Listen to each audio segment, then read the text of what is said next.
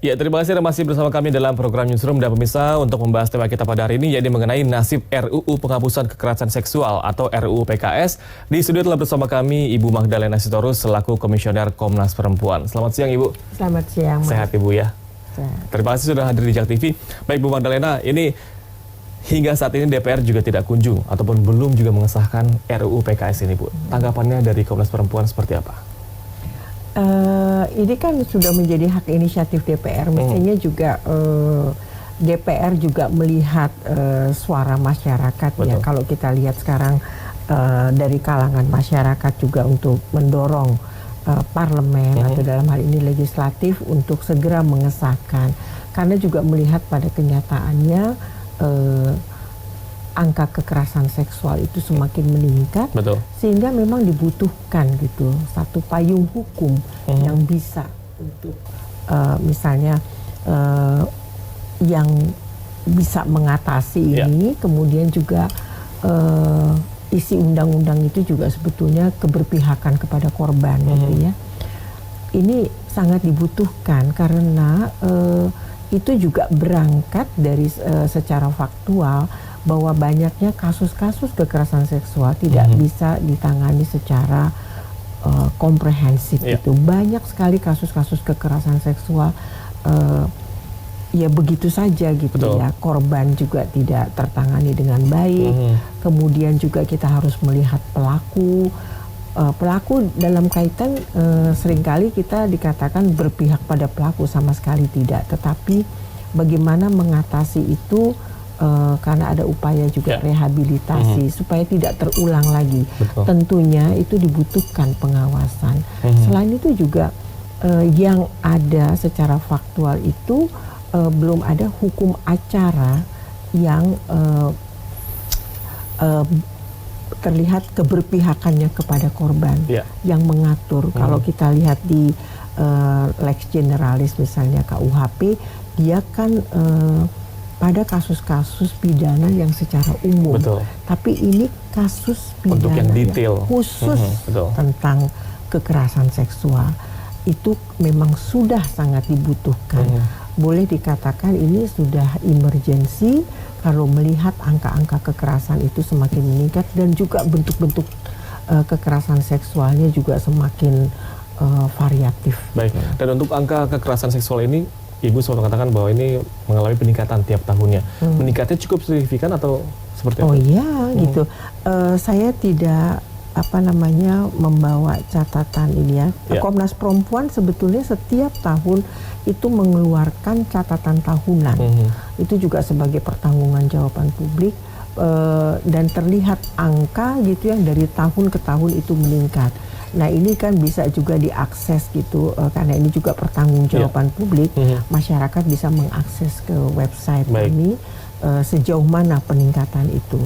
Dan terkait dengan korban di sini, Ibu mohon maaf sebelumnya, usia ataupun range umur biasanya didominasi di usia berapa Bu untuk korban kekerasan seksual? Kalau korban, kalau di catatan Catahu itu sebetulnya kekerasan yang terjadi itu kekerasan secara umum ya. Itu yang paling banyak itu di wilayah domestik dan itu yang paling banyak yang dialami oleh istri gitu. Tetapi kita bisa lihat bahwa misalnya kasus-kasus kekerasan yang terjadi gitu sampai juga pada bentuk yang eksploitasi, perbudakan seksual, pemaksaan perkawinan itu terlihat sekali gitu. Yang sebelumnya itu nggak ada pengklasifikasian bentuk-bentuk kekerasan. Tadinya sih itu ada 15 bentuk kekerasan, tetapi itu yang dimasukkan ke dalam RUU Penghapusan Kekerasan Seksual ada 9 jenis bentuk kekerasan. Dan itulah salah satu trigger dari Komnas Perempuan yang memang mendorong DPR untuk mensahkan RUU tersebut. Sebetulnya ini bukan hanya Komnas Perempuan, jadi gini. Bahwa ini sekarang sudah menjadi inisiatif DPR, ya kan? Bahwa itu sebagai lembaga negara, Komnas Perempuan kan punya mandat juga melakukan pemantauan apa yang ada di dalam masyarakat, lalu melihat itu, lalu kemudian mengkaji, kemudian coba merumuskan itu bahwa perkembangannya ada 9 bentuk tindak kekerasan, kemudian melihat bahwa sudah waktunya ini ada undang-undang Iya. yang apa yang saya katakan tadi lex specialis yang secara khusus mengatur tentang kekerasan seksual. Baik, kalau Bu Magda melihat hal ini, salah satu tujuan RUU PKS ini adalah mencegah segala bentuk kekerasan seksual. Se-emergensi apa sih Bu di Indonesia ini khususnya? Ya, karena kalau kita lihat ya gini, apa ya, dinamika masyarakat gitu ya, kebutuhan dari satu masa ke masa yang berikut itu kan berbeda ya. Saya mau memberikan contoh misalnya undang-undang trafficking, kenapa muncul? Dulu nggak ada. Undang-undang perlindungan anak, dulu nggak ada. Karena semua fine ya, bahwa orang tanpa diatur gitu memang ada upaya untuk melakukan perlindungan bagi anak. Atau anak yang keleleran itu pasti orang akan punya hati untuk mengembalikan kepada orang tuanya. Tapi ternyata kejahatan itu makin berkembang, bisa di trafficking tidak hanya fisiknya, bahkan organ tubuhnya. Sama dengan kekerasan seksual ini ya, juga pengaruh misalnya sekarang kekerasan yang tidak hanya di dunia nyata, bahkan ada cybercrime itu kan. Nah itu kan semakin apa ya, itu kan sesuatu yang tidak bisa didiamkan dalam kerangka melindungi masyarakat dan terutama yang mengalami korban, yang menjadi korban dari kekerasan seksual itu. Banyak yang tidak tertangani dengan dengan baik, bahkan juga keberpihakan kepada korban itu sangat minim. Tidak ada juga misalnya upaya pemulihan bagi korban. Betul. Gitu. Setelahnya itu yang sebenarnya lebih penting sebenarnya setelahnya Bu ya. Ya gini. Atau bentuk rehabilitasi. Seorang korban itu kan nggak semua juga punya keberanian juga untuk mengutarakan apa yang dialami kan itu. Nah itu juga masuk di dalam upaya-upaya pencegahan tadi.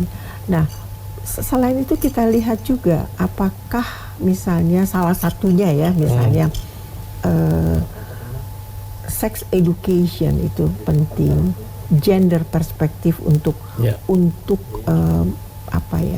penghormatan kepada jenis kelamin lain. Jadi perbedaan-perbedaan itu kan dimulai dari perbedaan jenis kelamin.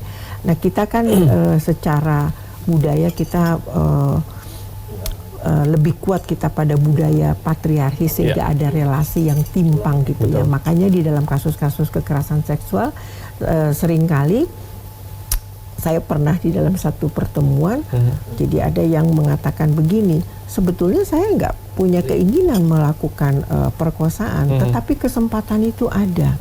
Jadi ini malam hari ada perempuan lewat, nah itu kan nggak dibenarkan kan gitu ya. Jadi sudut pandangnya mereka ngambil dari sisi yang mungkin kurang baik begitu Bu. Ya, karena melihat dia itu yang kita sebut gender based violence, karena dia perempuan itu dan itu salah satunya harus diperbaiki kurang lebih gitu ya. Jadi itu kan pendidikan. Dan di upaya pencegahan itu sebetulnya bagaimana menempatkan peran dan fungsi masing-masing penyelenggara negara misalnya tugasnya apa gitu. Itu yang diatur juga di dalam RUU penghapusan kekerasan seksual. Kita tahan dulu Ibu Magda, karena pemirsa kami harus jeda sejenak, tetap bersama kami dalam program Newsroom.